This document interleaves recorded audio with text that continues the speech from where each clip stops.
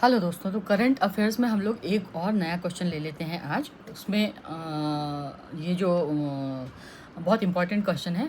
तो artificial intelligence यानी AI का आप लोगों ने बहुत यूज़ सुना होगा। उसके रेगुलेशन जो है वो क्यों आवश्यक है और वैश्विक स्तर पर इसके लिए क्या प्रयास हो रहे हैं। ठीक है, तो आइए इसको समझते हैं। तो आर्टिफिशियल इंटेलिजेंस यानी एआई एक जनरेटिव एआई जैसे चैट जीपीटी या डीप फेक की जो तेज़ी से होते हुए प्रसार ने मानव जीवन को आसान बनाया है, लेकिन इसके साथ ही कुछ गंभीर नैतिक, सामाजिक और सुरक्षात्मक भी चुनौतियां इसके साथ साथ में आई हैं।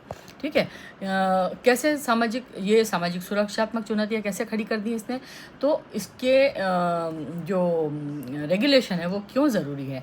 तो डीप फेक से भ्रामक जानकारियां जो है वो फैलाई जाती हैं, गलत सूचनाएं, डिफेमेशन, फर्जी कंटेंट के जरिए चुनावों को प्रभावित किया जाता है। साइबर अपराध और सामाजिक शांति को भंग करना इसके द्वारा आसान हो गया है।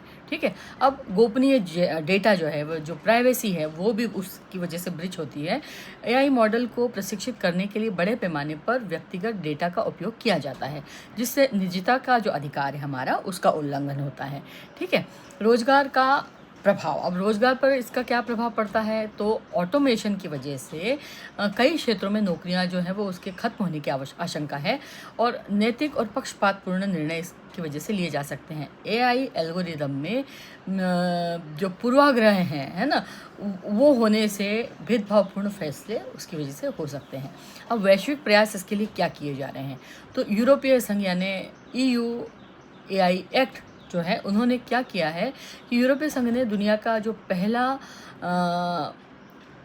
व्यापक एआई कानून बनाया है ना, जिसमें एआई के जोखिमों को विभिन्न श्रेणियों जैसे निम्न से लेकर के असहनीय जोखिम में बांटने के कड़े नियम उन्होंने लागू किए हैं।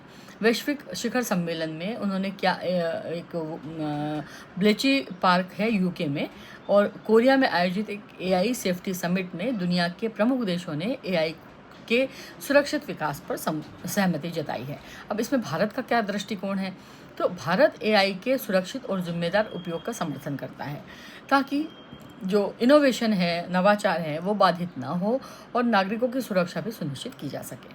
ठीक है, तो एआई का जो ये है अपना एआई का जो रेगुलेशन है वो मुख्य रूप से उनका जो उद्देश्य है वो है तकनीक का विकास को रोकना नहीं है, बल्कि वे इसे मानव हित के लिए नियंत्रित करना चाहते हैं ताकि इसका दुरुपयोग करने से बचाया जा सके। तो उम्मीद है आपको ये क्वेश्चन जो है वो समझ में आ गया होगा और मैं इसका डिटेल जो है वो अपना डिस्क्रिप्शन में डाल दूँगी, तो आप चाहें तो उसमें से भी इस क्वेश्चन को ले सकते हैं। अगर मेरा सेशन आपको अच्छा लगा है तो लाइक, शेयर और सब्सक्राइब कीजिएगा। Thank you.